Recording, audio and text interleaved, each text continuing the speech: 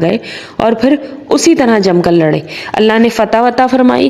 اللہ کی بھی مدد پھر اس طرح سے حاصل ہوئی کہ ایک تو ان پر سکینت نازل فرمائی گئی جس سے ان کے دلوں میں دشمنوں کا خوف دور ہو گیا، دوسرے فرشتوں کا نزول ہوا۔ اس جنگ میں مسلمانوں نے 6000 کافروں کو قیدی بنایا جنہیں بعد میں نبی صلی اللہ علیہ وآلہ وسلم کی درخواست پر چھوڑ دیا گیا، اور بہت سا مال غنیمت بھی حاصل ہوا۔ جنگ کے بعد ان کے بہت سے سردار بھی مسلمان ہو گئے۔ پھر اس کے بعد بھی جس پر چاہے اللہ اپنی رحمت کی توجہ فرمائے، اللہ بخشش اور مہربانی کرنے والا ہے۔ اے ایمان والوں، بے شک مشرک بالکل ہی ناپاک ہیں اور وہ اس سال کے بعد مسجد حرام کے پاس بھی نہ پھٹکنے پائیں۔ اگر تمہیں مفلسی کا خوف ہے تو اللہ تمہیں دولت مند کرے دے گا، وہ اپنے فضل سے اگر چاہے۔ اللہ علم اور حکمت والا ہے۔ بے شک ان لوگوں سے لڑو جو اللہ پر، قیامت کے دن پر ایمان نہیں لاتے، جو اللہ اور اس کے رسول کی حرام کردہ شے کو حرام نہیں جانتے، نہ دین حق کو قبول کرتے ہیں، اور لوگوں میں سے جنہیں کتاب دی گئی ہے یہاں تک کہ وہ ذلیل خوار ہو کر اپنے ہاتھ سے جزیہ ادا کریں۔ یہود کہتے ہیں عزیر اللہ کا بیٹا ہے، نعوذ باللہ۔ نصرانی کہتے ہیں مسیح اللہ کا بیٹا ہے، نعوذ باللہ۔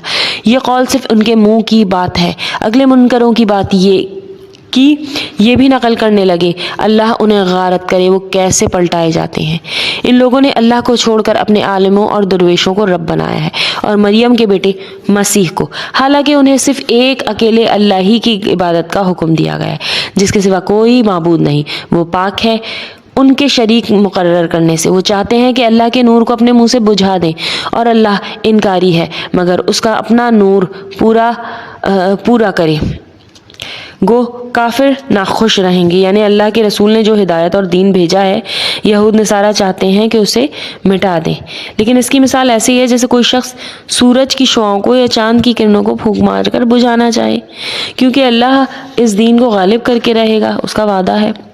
اس نے اپنے رسول کو ہدایت اور سچے دین کے ساتھ بھیجا ہے اور اسے اور تمام مذہبوں پر غالب کر دیا۔ اگر یہ مشرک برا مانے، اے ایمان والوں، اکثر علماء اور عابد لوگوں کا مال ناحق کھا جاتے ہیں اور یہ اللہ کی راہ سے روک دیتے ہیں۔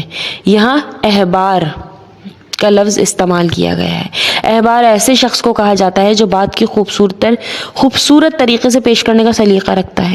خوبصورت اور منقش کپڑے کو محبر کہا جاتا ہے۔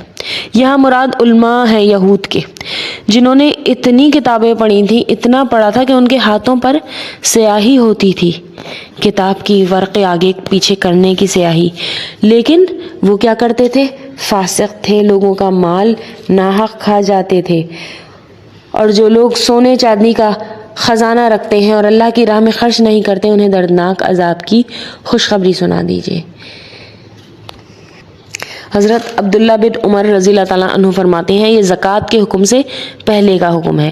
زکوٰۃ کا حکم نازل ہونے کے بعد زکوٰۃ اللہ تعالیٰ نے مال کے طہارت کا ذریعہ بنا دیا۔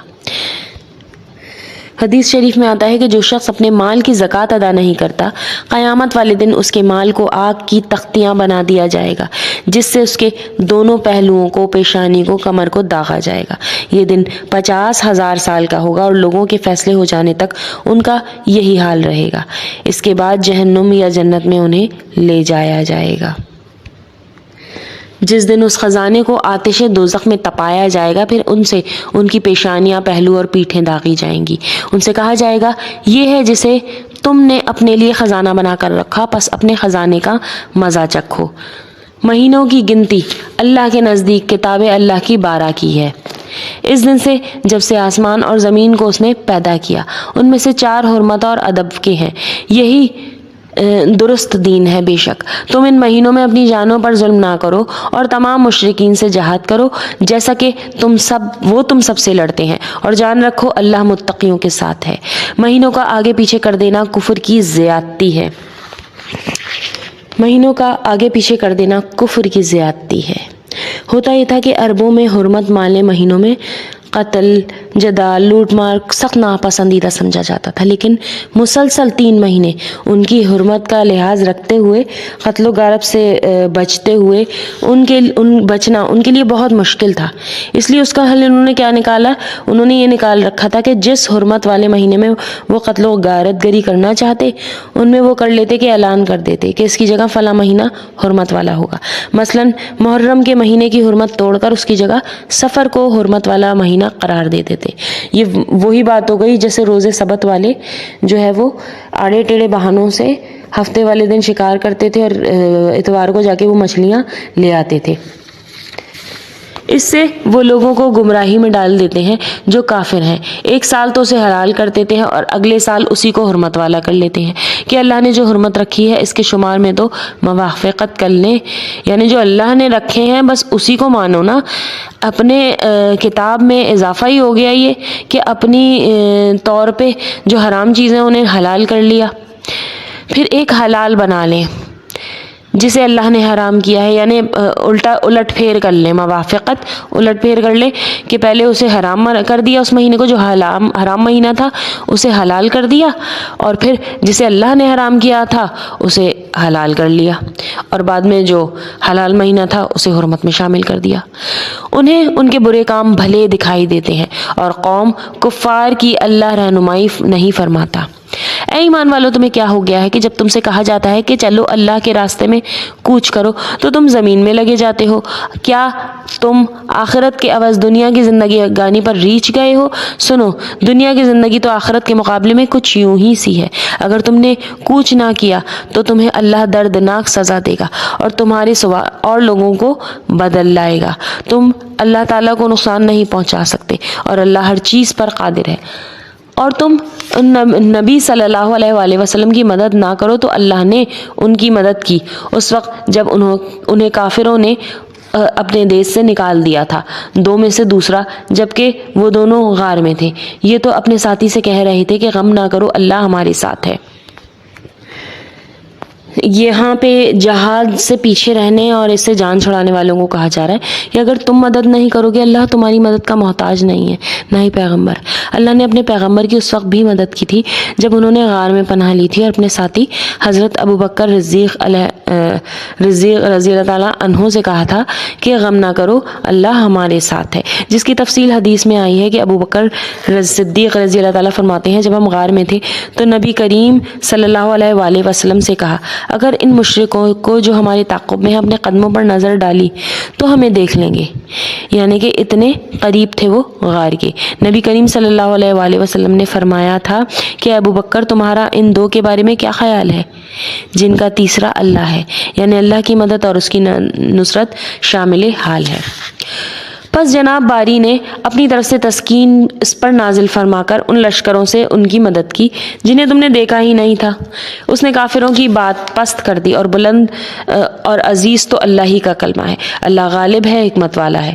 نکل کھڑے ہو جاؤ، ہلکے پھلکے ہو تو بھی اور بھاری بھرکم ہو تو بھی، یعنی کہ بوجھل ہو رہے ہو سوچ کے تو بھی، اور خوشی کے ساتھ ہلکے ہو کے چل رہے ہو تو بھی، اور عرب کی راہ رب میں اپنی مال اور جان سے جہاد کرو، یہی تمہارے لیے بہتر ہے اگر تم میں علم ہو۔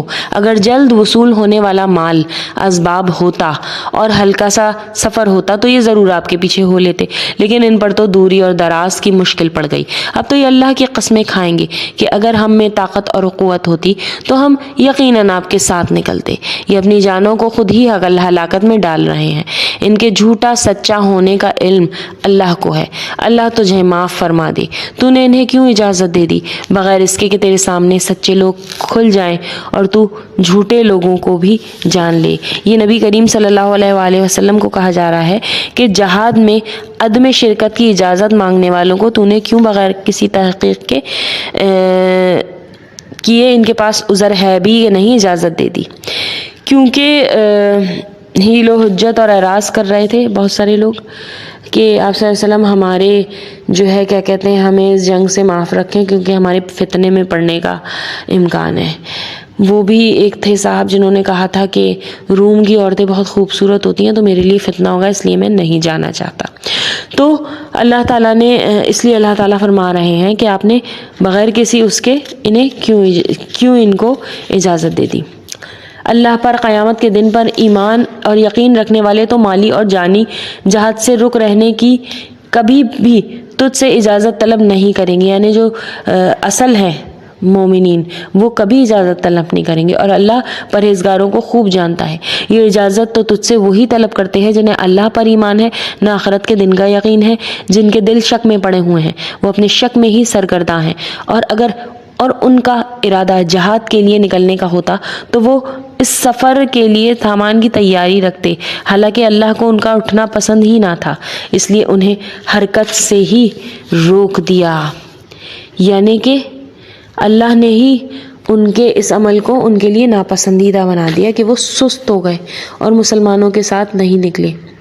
کیونکہ اللہ کو کھرے کھوٹے کی چھانٹ کرنی تھی، اور کہہ دیا کہ کیا تم بیٹھنے والوں کے ساتھ بیٹھے ہی رہو، اگر یہ تم میں سے نکل کر بھی تمہارے ساتھ سوائے فساد کے کچھ اور نہ بڑھاتے، بلکہ تمہارے درمیان خوب گھوڑے دوڑا دیتے، تم میں فتنے ڈالنے کی تلاش میں رہتے، ان کے ماننے والے خود تم میں موجود ہیں، اور اللہ ان ظالموں کو خوب جانتا ہے۔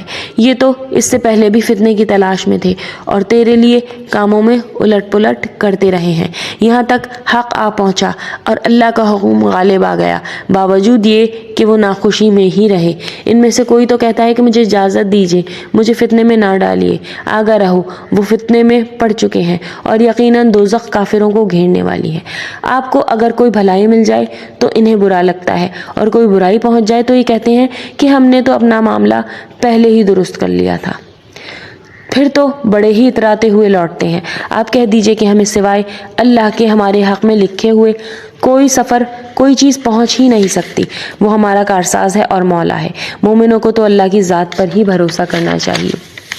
کہہ دیجئے کہ تم ہمارے بارے میں جس چیز کا انتظار کر رہے ہو وہ دو بھلائیوں میں سے ایک ہے، اور ہم تمہارے حق میں اس کا انتظار کرتے ہیں کہ یا تو اللہ اپنے پاس سے کوئی سزا تمہیں دے یا ہمارے ہاتھوں سے، بس ایک طرف تم منتظر رہو، دوسری جانب تمہارے ساتھ ہم بھی منتظر ہیں۔ کہہ دیجئے کہ تم خوشی یا ناخوشی کسی بھی طرح خرچ کرو، قبول تو ہرگز نہیں کیا جائے گا، یقیناً تم فاسق لوگ ہو۔ کوئی سبب ان کے خرچ کی قبولیت کے نہ ہونے کا اس کے سوا نہیں کہ اللہ اور اس کے رسول کے منکر ہیں اور بڑی ہی کاہلی سے نماز کو آتے ہیں اور برے دل سے خرچ کرتے ہیں، بس آپ کو ان کے مال اور اولاد تعجب میں نہ ڈالیں۔ اللہ کی چاہت یہی ہے کہ انہیں دنیا کی زندگی میں ہی سزا دے اور ان کے کفر ہی کی حالت میں ان کی جانیں نکل جائیں۔ یہ اللہ کی قسم کھا کھا کر کہتے ہیں کہ یہ تمہاری جماعت کے لوگ ہیں، حالانکہ وہ دراصل تمہارے نہیں، بات صرف اتنی ہے کہ یہ ڈرپوک لوگ ہیں۔ اگر یہ کوئی بچاؤ کی جگہ یا کوئی غار یا کوئی بھی سرگھسانے کی جگہ پالیں تو ابھی اس طرف بے لگام توڑ کر الٹے بھاگ چھوٹیں، یعنی کہ بہت تیزی سے دوڑ کر اپنی پناہ گاہوں میں چلے جائیں یہ بچ کے۔ ان میں وہ بھی ہیں جو خیراتی مال کی تقسیم کے بارے میں آپ پر عیب رکھتے ہیں۔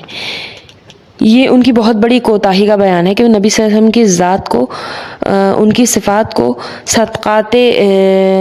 صدقے تھے جو غنیمت تھا اس کے بارے میں غیر منصف سمجھتے تھے۔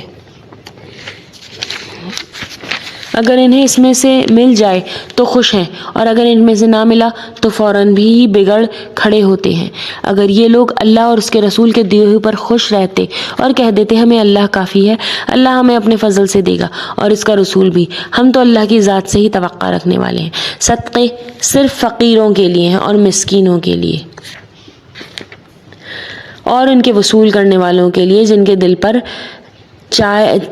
چاہے جاتے ہوں، اور گردن چھڑانے میں، اور قرض داروں کے لیے، اور اللہ کی راہ میں، اور راہ کے مسافروں کے لیے فرض ہے کہ اللہ کی طرف، اور اللہ حکمت والا ہے۔ اس آیت میں صدقات کے مستحق لوگوں کا تذکرہ کیا جا رہا ہے۔ صدقات سے مراد یہاں صدقات یعنی زکوٰۃ ہے، جو زکوٰۃ بھی اور زکوٰۃ کے علاوہ بھی جو صدقات ہیں ان کے مصارف بیان کیے جا رہے ہیں۔ ربنا تقبل منا انک انت السمیع العلیم۔ آیت نمبر توبہ کی آیت نمبر 60 تک تمام ہوا۔ السلام علیکم ورحمۃ اللہ وبرکاتہ۔